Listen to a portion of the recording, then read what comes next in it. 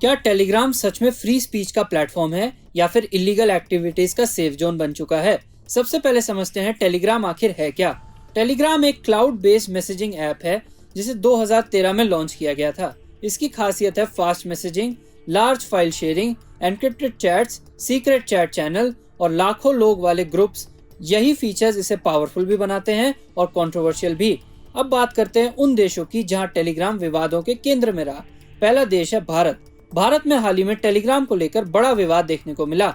सरकार का आरोप था कि कुछ चीटिंग नेटवर्क्स और फ्रॉड ग्रुप्स इस ऐप का इस्तेमाल एग्जाम पेपर लीक्स और स्कैम ऑपरेशंस के लिए कर रहे थे।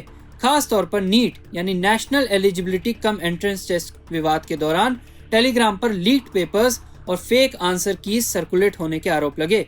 इसी वजह से सरकार ने अस्थायी रूप से टेलीग्राम पर रेस्ट्रिक्शन लगाया। टेलीग्राम ने इस फैसले को कोर्ट में चैलेंज भी किया। कंपनी का कहना है कि कुछ लोगों की गलती की सजा करोड़ों यूजर्स को देना गलत है। अब है दूसरा देश, चीन। चीन में टेलीग्राम को नेशनल सिक्योरिटी और सेंसरशिप कंसर्न्स की वजह से ब्लॉक किया गया। चाइनीज गवर्नमेंट का मानना था कि यह ऐप एक्टिविस्ट, प्रोटेस्ट ऑर्गेनाइजर और एंटी गवर्नमेंट ग्रुप्स के कम्युनिकेशन का बड़ा माध्यम बन रहा है। क्योंकि टेलीग्राम स्ट्रॉन्ग इंक्रिप्शन देता है, अथॉरिटीज के लिए मैसेजेस मॉनिटर करना मुश्किल हो जाता है। यही वजह रही कि चाइना ने इसे हेविली रेस्ट्रिक्ट कर दिया। तीसरा देश ईरान। ईरान की कहानी सबसे दिलचस्प है। एक समय पर ईरान में टेलीग्राम बेहद पॉपुलर था। करोड़ों लोग इसे रोज इस्तेमाल करते थे। लेकिन बाद में ईरानियन सरकार को लगा कि यह ऐप पॉलिटिकल प्रोटेस्ट ऑर्गेनाइज करने का बड़ा टूल बन गया है। सरकार ने डिमांड की कि टेलीग्राम ईरानियन यूजर्स का डेटा लोकल सर्वर्स में स्टोर करे ताकि मॉनिटरिंग आसान हो। लेकिन टेलीग्राम ने प्राइवेसी का हवाला देकर मना कर दिया। इसके बाद रेस्ट्रिक्शंस बढ़ती गई और कई बार ऐप ब्लॉक भी किया गया। खासकर एंटी गवर्नमेंट प्रोटेस्ट के दौरान इसकी पहुंच सीमित कर गई। रूस। अब बात करते हैं रूस की। टेलीग्राम के फाउंडर पेवल दुरवोव खुद रूस से जुड़े हैं। लेकिन आयरनी देखिए, टेलीग्राम को रूस में भी बैन का सामना करना पड़ा। रशियन अथॉरिटीज ने मांग की थी कि टेलीग्राम इंक्रिप्शन कीज दे ताकि सिक्योरिटी एजेंसीज मैसेजेस एक्सेस कर सके। टेलीग्राम ने साफ मना कर दिया।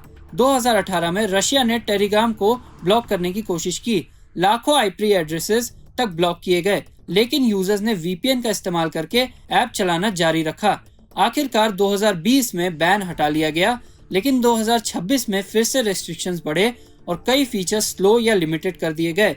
फ्रांस में टेलीग्राम पूरी तरह बैन नहीं हुआ, लेकिन लॉ एनफोर्समेंट एजेंसीज ने इसे लेकर कई बार चिंता जताई। फ्रेंच अथॉरिटीज का कहना है कि organised crime groups, illegal trading networks और एक्सट्रीमिस्ट कम्युनिकेशन के लिए टेलीग्राम का मिसयूज हो सकता है।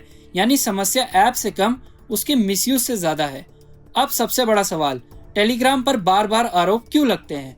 इसके पीछे 3 कारण हैं। पहला, प्राइवेसी और इंक्रिप्शन मैसेजेस को ट्रैक करना मुश्किल। दूसरा, लार्ज ग्रुप्स और चैनल्स एक मैसेज सैकड़ों सेकंड में लाखों लोगों तक पहुंचा सकता है। तीसरा, content moderation challenges. Illegal content हटाना हर बार आसान नहीं।